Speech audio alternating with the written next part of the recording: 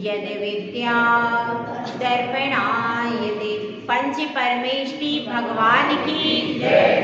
1008 श्री शांतिनाथ भगवान की जय। परम पूज्य आचार्य श्री आदि सागर महाराज की जय। आचार्य श्री मावी कीर्ति महाराज की जय। आचार्य श्री विमल सागर महाराज की जय। आचार्य श्री तपस्वी सम्राट सन्मति सागर महाराज की जय। आचार्य गुरु सुंदर सागर महाराज की जय। अहिंसा में विश्व धर्म की जय। जिनवाणी माता की जय।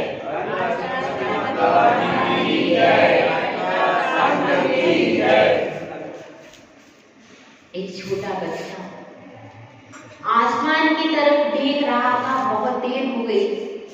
उसकी माँ ने पूछा, बेटा तुम बहुत देर से आसमान की तरफ देख रहे हो, यहाँ कोई बादल नहीं है, यहाँ पर कोई इंद्रधनुष नहीं है, यहाँ कोई पतंग भी नहीं है, फिर तुम क्या देख रहे हो? बहुत देर हो गई तुम्हें देखते देखते। हमारी माताओं के पास तो इतना भी समय नहीं है कि वो अपने बच्चों को देख सके कि बच्चे कहाँ देख रहे हैं। माताएं बहुत बिजी हो गई हैं, उनको समय नहीं है कि वे अपने बच्चे से पूछ सके कि तुमने स्कूल में गए थे, वहां पर किससे मिले, तुम्हारे दोस्त कौन हैं और तुमने दिन भर क्या क्या किया, क्या क्या खाया, कहाँ पर ट्यूशन में गए थे, वहां पर क्या हुआ, स्कूल में गए थे, वहां पर क्या हुआ। हम अपनी सुबह से लेकर के शाम तक बच्चे ने क्या किया, क्या हमारे पास इतना समय है कि हम बच्चे से पूछ सकें? हमारे पास समय नहीं। बच्चा आता भी है तो भी हम अगर चाहें तो बच्चे के पास 5 मिनट बैठ सकते हैं, 10 मिनट, कम से कम 15 मिनट बच्चे के पास बैठो और बच्चे को खोलो। क्या किया भाई? अगर आप बचपन से बच्चे की यह आदत डाल देंगे उसको खोलने की, तो बच्चा जिंदगी भर आपसे खुला रहेगा। और आपने कभी खोलने की कोशिश ही नहीं की, बोलने की कोशिश ही नहीं की, तो बच्चा खुलेगा क्या? आज के समय में बच्चों के अंतस को टटोलने की जरूरत है, तो उनसे बोलने की जरूरत है और उनको खोलने की जरूरत है। समय निकालिए जिसको आपने जन्म दिया। यदि समय नहीं था तो जन्म क्यों दिया? मेरे पास तो समय नहीं था, मैंने किसी को उत्पन्न नहीं किया। आपके पास तो समय था ना, आपने वो परिवार खुद ही बसाया है ना, 9 महीने कष्ट सहे हैं ना, तो फिर अब उनको जन्म दिया है तो जिंदगी भर आपको आधे घंटे का टाइम उनके लिए पर्सनली देना है।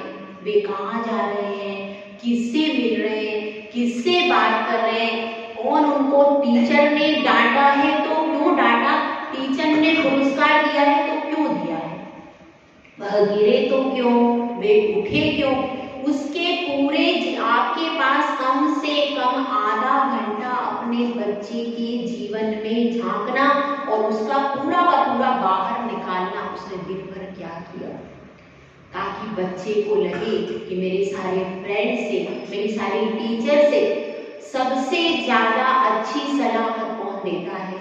मेरी माँ।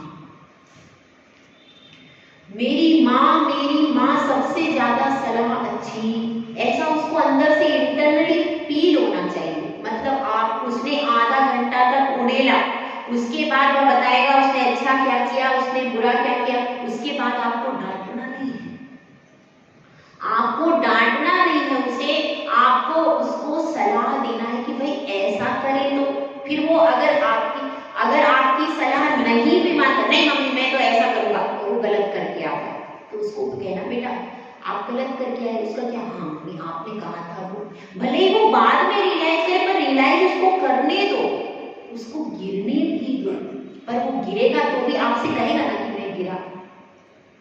जब बच्चे सब कुछ कर लेते हैं, सब कुछ सेटल कर लेते हैं, उसके बाद ऑब्जेक्शन उठाते हो कि आज मेरी बेटी अजय से शादी कर रही है, गलती उसमें आपकी है, आपने उसे खोलने की, बोलने की, टटोलने की कभी कोशिश नहीं की, तो वो बाहर जुड़ गई। उसने कहा जब बचपन से मम्मी मुझसे कभी बात नहीं करती तो आज मम्मी से मैं क्यों बात करूं। वो गलत है क्या? नहीं, वो सही है।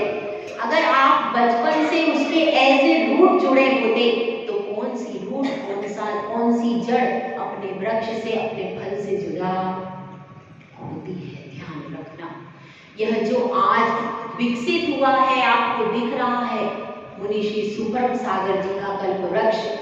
इस वृक्ष में कहीं ना कहीं उनकी माता होगी, कहीं ना कहीं उनके पिता होंगे, कहीं ना कहीं उस पूरे परिवार के संस्कार जुड़े होंगे, तभी वह कोई ऐसे मुनि पद को सुशोभित कर पाता है। यह सब साधारण चीजें नहीं है। मुनि ना बने कोई बात नहीं, कम से कम अच्छा श्रावक तो आप बना दो, और श्रावक भी नहीं, कम से कम उसका जिंदा रूप में विवाह तो करा दो। इतनी कैपेबिलिटी तो रखो, यदि जन्म दिया है तो। समझने की बात है। वह बच्चा ऊंचे आकाश की तरफ देख रहा है, माँ पूछ रही है, माँ समझदार है, खोलने वाली, बोलने वाली, टटोलने वाली है, पूछ रही है बेटा क्या देख रहा है, बड़े प्यार से पूछ रही है। बेटा कहता है माँ मैं आकाश जैसा ऊंचा बनना चाहता हूँ। क्या बनना चाहता है? आकाश जैसा ऊंचा बनना चाहता हूँ। ये सबके सिर पर छाया रहता है, कोई इसको छू नहीं पाता, कोई इसके जैसा ऊंचा। बादल भी जाता है मगर बरस करके खाली हो जाता है, विलीन हो जाता है, ये तो कभी नीचे नहीं आता। मुझे ऐसा बनना है कि सबसे ऊपर रहूं। उसकी इच्छा देखती है माँ और कहती है बेटा यदि तुझको सबसे ऊंचा बनना है तो पहले जो ऊंचे बन गए हैं उनके चरण चिन्हों पर चलना होगा। देख बेटा, इस आकाश के ऊपर भी कोई है जो तुझे दिख नहीं रहा। माँ मुझे तो कोई नहीं दिखता। देख, ध्यान से देख, अपने ध्यान से देख, वहां पर सिद्ध परमेष्टि है। सिद्ध परमेष्टि इस आकाश में है, और आकाश में सबसे ऊपर यदि कोई मनुष्य पहुंच सकता है तो वे वही है। तुझे सिद्ध बनना है, तू ये बोल। आकाश तो अमूर्तिक है, उसका स्वभाव अलग है, वह तो अजीव द्रव्य है। तुझे जीव द्रव्य में यदि सबसे ऊपर उठना है तो सिद्ध बनना सीख। और बच्चे के दिल में ख्वाहिश क्या पैदा हो गई? मुझे सिद्ध बनना है। ये होता है क्रिएटिविटी। आप बच्चों में क्रिएटिविटी किस तरह से डेवलप कर सकते हो? आप में वो कला आनी चाहिए। वह बच्चा अब सिद्ध बनने के लिए पुरुषार्थ करना शुरू कर देगा। उसका लक्ष्य निर्धारित हो चुका है। हर व्यक्ति चाहता है मुझे ऊंचा उठना है, मुझे बड़ा बनना है, मुझे महान बनना है। इच्छा सबकी यही रहती है, चाहे वो समाज के बीच में रहे, चाहे वो देश के बीच में रहे, चाहे वो घर में रहे। हर व्यक्ति अपने आप को सुपीरियर ही सिद्ध करने के लिए पूरी जिंदगी जंग करता रहता है। बच्चा भी यह चाहता है उसको किसी की डांट नहीं पड़े, उसको कोई कुछ कहे नहीं। बहू यह चाहती है मैं घर में आई हूँ, मैं डॉक्टर पढ़ के आई हूँ, मैं इंजीनियर पढ़ के आई हूँ, मैं MBA करके आई हूँ, सासू जी मुझको कुछ कहे नहीं। मुझे जितना आता है, जैसा बनाना आता है मैं बना कर दूंगी, लेकिन मुझे टुक टुक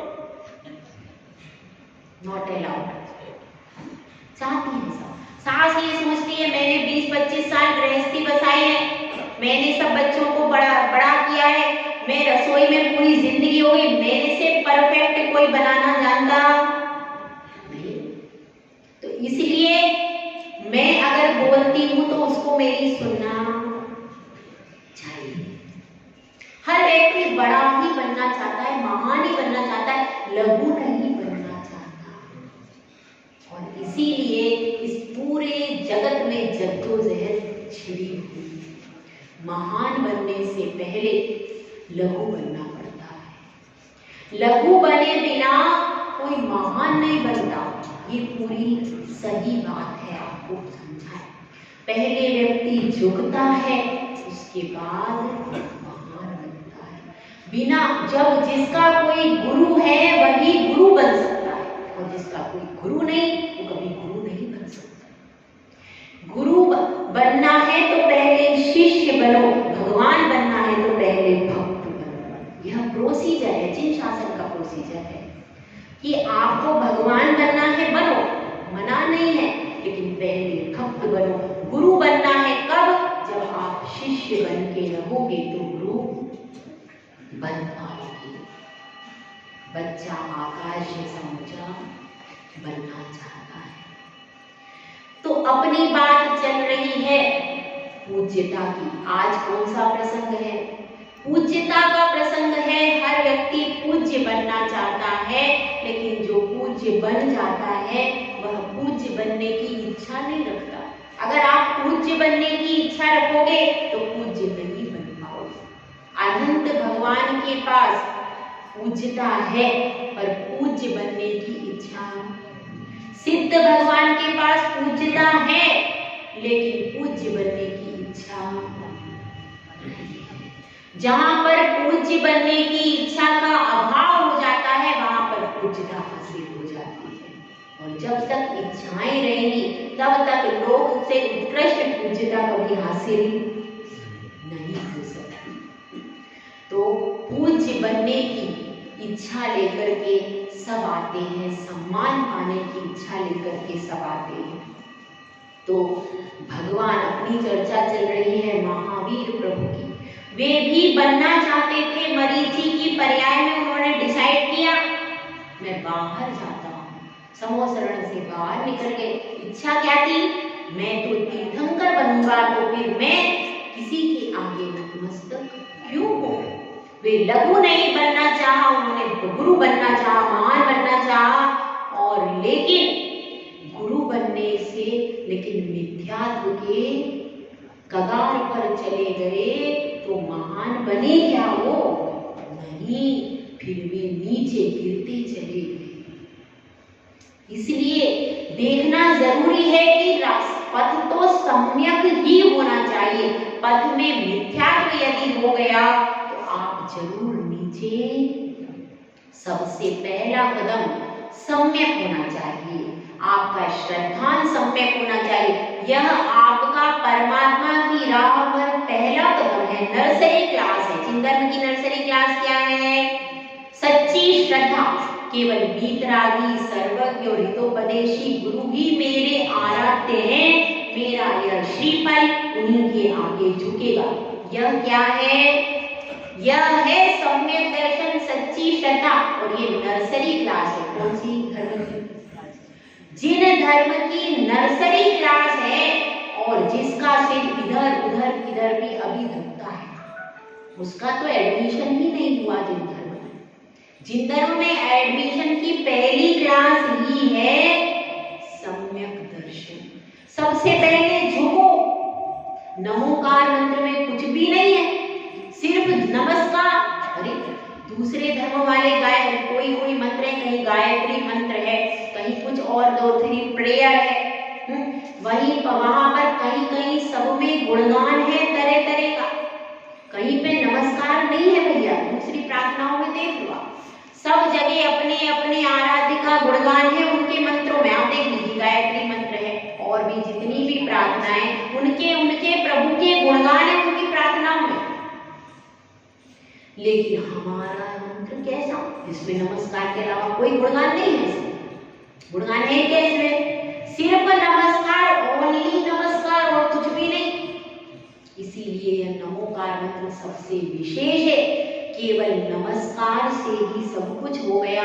इसीलिए लघु पहले बनो, पहले झुको। पहले आप पंच परमेष्टि को नमस्कार करो, उसके बाद आपका एडमिशन। एडमिशन के पहले पहली प्रार्थना क्या है? नमोकार मंत्र। सबसे पहले झुकना सीखो, नमस्कार करोगे। यदि तुमने जो महान है उनको नमस्कार कर लिया तो आप भी एक दिन महान बन जाओगे। यह जिन धर्म सिखाता है कि पहले झुकना सीखो, पहले नमस्कार करना सीखो, पहले आदर्श चुनो, आदर्श बनाओ। आपने पंच परमेष्टि को अपना आदर्श बना लिया, झुक गए, नमस्कार कर लिया, बस आपका एडमिशन। अब उनकी ही शरण में रहना, बाहर कहीं इधर उधर की शरण खोजते मत फिरना। कंप्लीटली पूरा जीवन जब उस चरण में समर्पित किया जाता है, तब जाकर के क्या होता है, तब आप जिस धर्म में आए हो, तो अब वह बालक कहाँ बनेगा, क्या चाहता है, सिद्ध बनना चाहता। हम सबका लक्ष्य भी यही है, सिद्ध बनना हमारा लक्ष्य है। और लोक पूजित कौन होते हैं, तीर्थंकर। उन तीर्थंकरों की पूज्यता कैसी होती है, इसी को यहाँ पर महावीर अष्टक में कवि भागेंदु ने व्यक्त किया है। अपन देखते हैं तीसरे नंबर का श्लोक। नमन्ना केन्द्राणि मुकुटमणि पाजाल जटिलं लसत्पादाम्भोज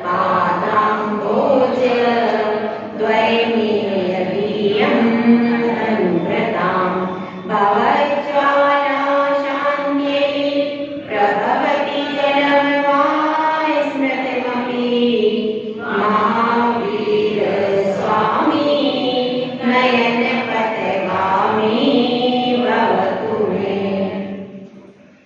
नमन्ना केन्द्राणि मुकुटमणि आजान जटिलम। जिनके मुकुटों की मणियां कैसी हैं, मुकुट झुक जाते हैं तो मणि भी झुक जाती है। और उनके मुकुटों की मणि और बहुत सारे इंद्र हैं। कितने इंद्र हैं भाई? 100 इंद्र हैं। तो उन 100 इंद्रों के मुकुटों की मणि से बहुत सारा प्रभामंडल जो है उसकी आभा से, क्योंकि मणियां सब एक कलर की नहीं, रंग बिरंगी, कोई पीली है, कोई नीली है, कोई हरी है, कोई काली है, कोई सफेद है, इस तरह से कई सारी मणियां हैं। और उनका प्रकाश भी बहुत ज्यादा है, क्योंकि स्वर्गों में जो प्रकाश है वो सब मणि का ही है।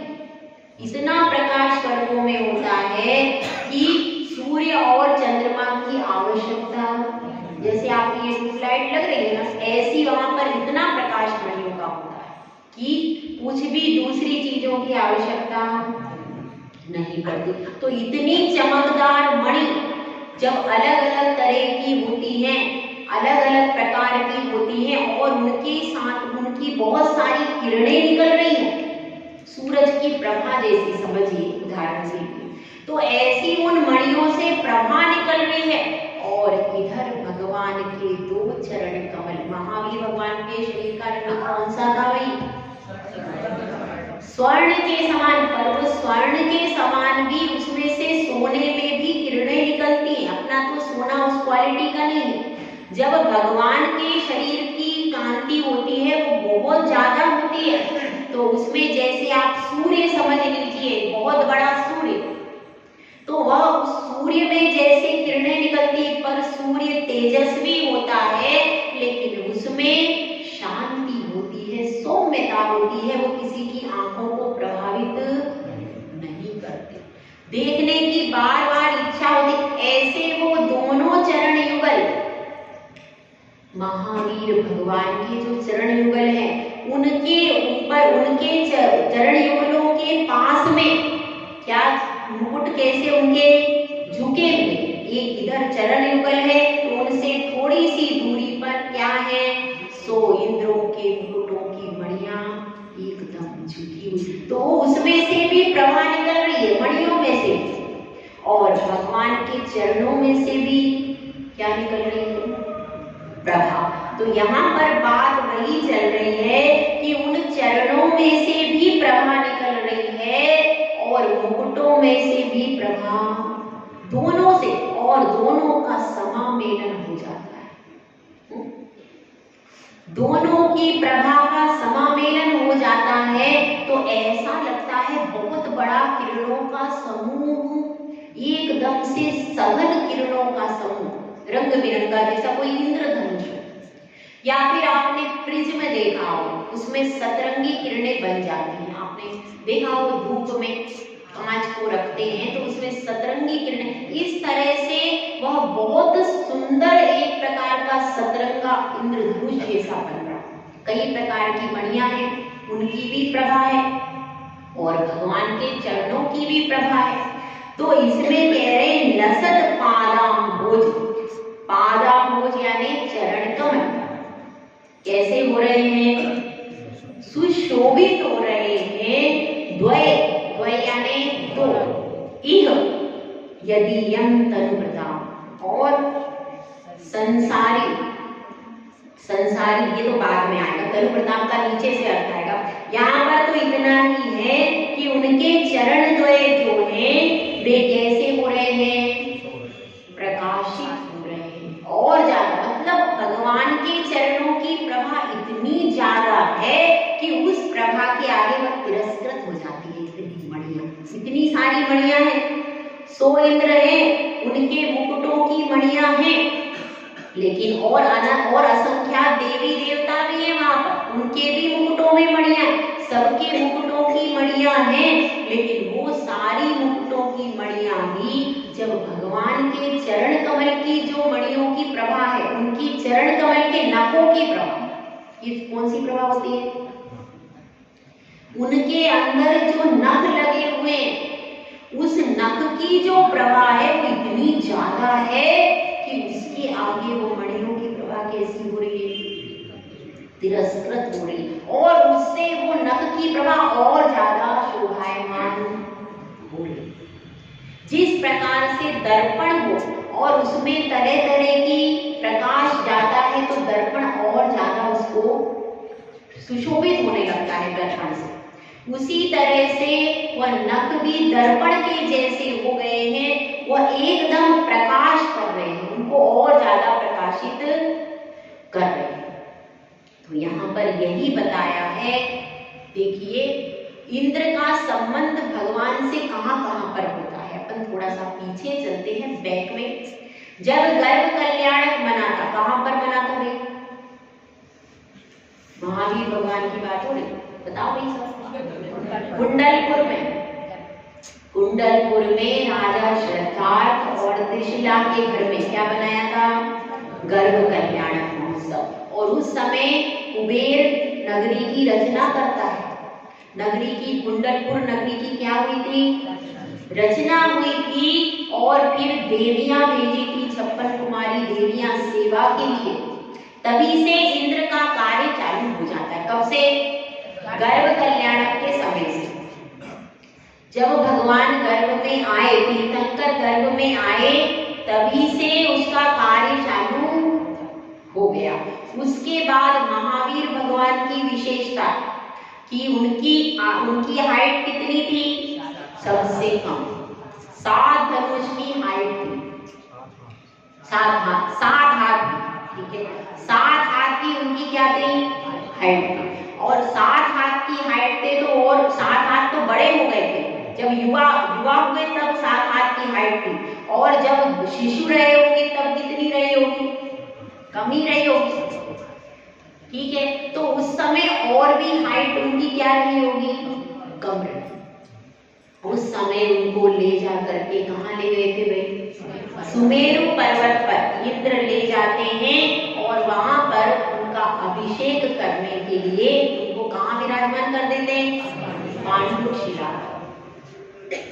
क्योंकि भरत क्षेत्र के जितने भी तीर्थंकर होते हैं उनका अभिषेक पांडुशिला पर भी होता है, तो वहां पर विराजमान कर देते हैं। और विराजमान करने के बाद अब उनके कलशों का साइज देखिए, कितना बड़ा साइज है भाई,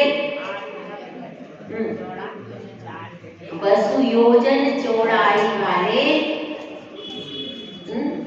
क्या है बताइए,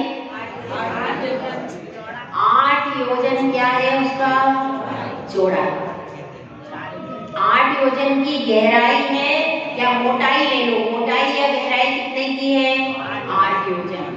और 4 योजन का क्या है, 4 योजन की चौड़ाई है, और 1 योजन का मुख्य, ठीक है। गहराई उसकी कितनी हो गई, 8 योजन। वसु योजन गहराई वाले 4 योजन चौड़ाई वाले 1 योजन मुख के कलश धरे, जिन माथा नहीं जरा डिगे शिशुनाथ। इसमें पढ़ते हैं अपन अभिषेक पाठ है पुराना। सुरपति ने अपने शीश जगत के ईश, गए गिरि राजा क्या पांडुशिला राजा। उसमें पढ़ते हैं तो वसु योजन गहराई वाले, कितनी योजन गहराई थी? 8 योजन गहरा, 4 योजन चौड़ा, 1 योजन का उसका मुख। 1 योजन बराबर कितना?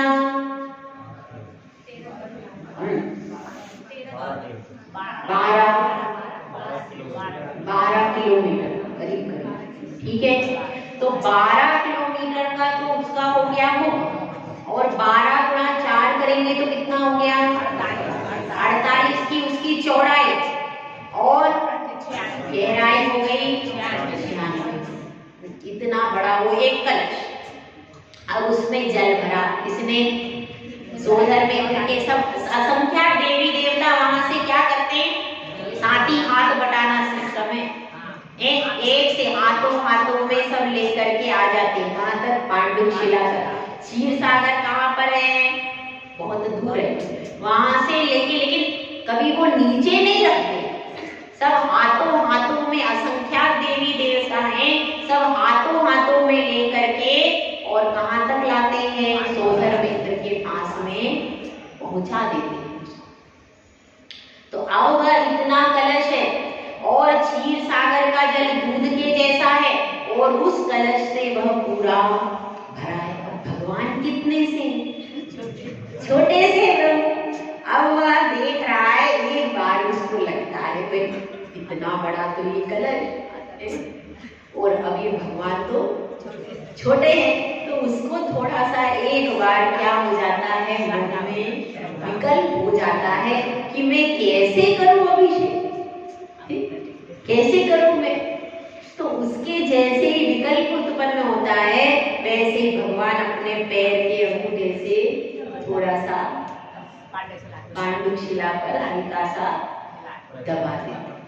पैर का अंगूठा हल्का सा दबाते, सोई वो हिलने लगता सब कुछ। अरे भगवान को अब सोदर मित्र को आता है कि अरे हाँ, ये तो अनंत अतुल बल के धारी है, अतुल बल के धारी प्रभु है। मैं क्या विचार करूं, भले ये छोटे से दिख रहे, क्योंकि अंतिम तीर्थंकर है। अब कहना कम हो गई, पर शक्ति कम नहीं हुई है। सारे तीर्थंकरों की विशेषता होती है अतुल बल के धारी, तो ये भी अतुल बल के धारी हैं। तो जब ऐसी उनके मन में विकल्प आया तो क्या हुआ? तो फिर उनका सचेत हो गए, एकदम से सचेत हो गए। जब हिलने लगी शिला तो सचेत हो गए, और फिर नमोस्तु करके और फिर उन्होंने पुनः अभिषेक चालू कर दिया। देखिए, इंद्र के सौधर में इंद्र सम्यक दृष्टि ही होता है, इसीलिए अपन शंका हुई ऐसा नहीं कह सकते, उसका मिथ्यात्व में नहीं चला है। सौधर में इंद्र एक उसी अगले भव में मोक्ष चला जाता है, एक भव अवतारी है, और वो सम्यक दृष्टि कभी भी मिथ्यात्व में नहीं जाता। तो जैसे प्रभु को फिर उसने अभिषेक, और कितने 1008 कलश, और आपके बच्चे पर एक कलश डाल दो तो आपका तुरंत का जन्मा बच्चा है, उस पर एक कलश डाल सकते हैं। पानी पिलाते तक नहीं है 6 महीने तक बच्चों को, है ना? ऐसा कुछ सिस्टम है। पहले तो सब पिलाते थे बच्चों को, अब सिस्टम है कि पानी नहीं पिलाते हैं, ऐसा कुछ है। तो इस तरीके का सिस्टम है, तो उसको तुरंत को अपन नहलाते भी नहीं, उसको तो पेटी में रख देते। एक बार उसको शुद्धि करते होंगे, उसके बाद तो फिर उसको कैसा, बहुत अगर कोई सर्दी पे बच्चा हुआ तो उसको कैसे रखते? बहुत केयर करके। इतने कलश से अभिषेक हो जाएगा तो बच्चे का क्या होगा?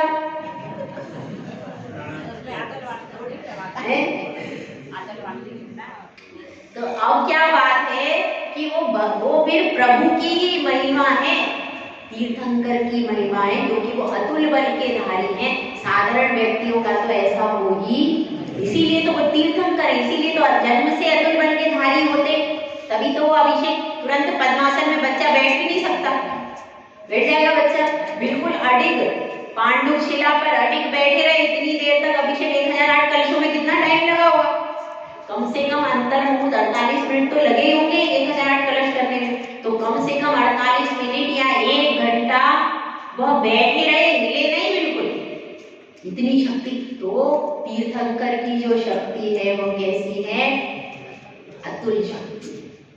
तो यह भी घटना किसके जीवन की है, महावीर भगवान जब वो बाल शिशु के रूप में थे, बालक रूप में थे, तब उनके जीवन की यह घटना है। और तब भी उनकी पूज्यता को स्वीकार करते हुए सोदरमिंद्र ने माना कि भाई ये तीर्थंकर है, पूजनीय है, वंदनीय, अतुल बल के धारी है, इनकी कोई महिमा पार नहीं पा सकता।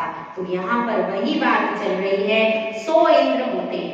100 इंद्रों के नाम कोई बता सकता है इधर पुरुषों में? हाँ बता।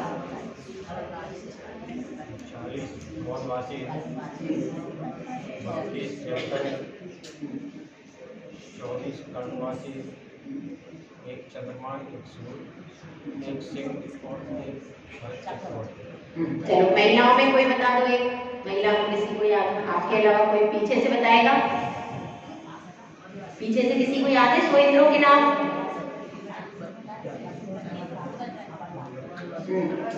चलिए बताइए, कमला जी बताइए, खड़े होकर बताइए, जोर से, सबको समझ में आ जाए। बताओ खड़े होकर, जोर से बताओ। माइक दे दो, कौन बता रहा है?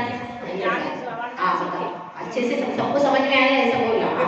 24 के, 32 देवदार के, 24 गर्भवासी और एक चंद्रमा और एक सूर्य और मनुष्यों में चक्रवर्ती और पशुओं में सिंह। इस तरह से हो जाते हैं भ्रमणालय 40, वेंतरादि देवा मोती 32, कप्पा मर 24, इन चंदो सूरो नरो दिव्यो। इस प्रकार से ये क्या हो जाते हैं, ये 100 इंद्र और असंख्यात देवी देवता उनके चरणों में लगे रहते हैं। फिर भी वो दृष्टिपात नहीं करते, देखो ये इसने सिर नहीं झुकाया, इसको झुकाओ, कोई मतलब नहीं। वे अपनी आत्मा में लीन है, वो आकर के अपने आप सिर को झुकाते हैं। तो इसीलिए यहाँ पर बात कर रहे हैं कि वे त्रिलोक पूज्य हुए। और उसके बाद तनुभृता भवज्ज्वाला शांति प्रभवती जलम वा स्मृतमपि। तनुभृता का मतलब है संसारी जीवों के लिए, संसार रूपी ज्वाला को शांत करने के लिए। भवत ज्वाला मतलब संसार रूपी ज्वाला, ये संसार ज्वाला है कि नहीं है क्या? क्यों, यहाँ तो अच्छा रहता है, इतना अच्छा मोबाइल मिलता है, इतनी अच्छी टीवी मिलती है, बच्चे मिलते हैं, खाने को खूब अच्छा मिलता है, इतना अच्छा तो है नहीं है? थोड़े दिन की बात है, आपका पूर्व का बासी रोटी खा रहे हो, पूर्व का पुण्य कर्म है, उसके आधार पर आप अच्छा ले रहे हो। और ये जब पुण्य कर्म खत्म हो जाएगा तो अगर आपने इस भव में पुण्यानुबंधी पुण्य नहीं कर पाए, कभी मंदिर नहीं जा पाए, कभी साधु को आहार नहीं दे पाए, कोई पुण्य आपने अर्जित नहीं किया इस भव में, कहाँ चले जाओगे? कहीं भी चले जाओगे।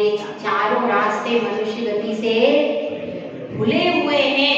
यह मनुष्य गति केवल किस लिए मिली है कि आप इसमें पुण्य कर सकते हो। और अगर आपने पुण्य नहीं किया तो कहाँ जाओगे? कोई ठिकाना नहीं है। तो अब यहाँ पर यही बात कर रहे हैं कि संसार रूपी ज्वाला को शांत करने के लिए प्रभवती जलम वा स्मृतमपि, जिस प्रकार से जल से ज्वाला शांत होती है।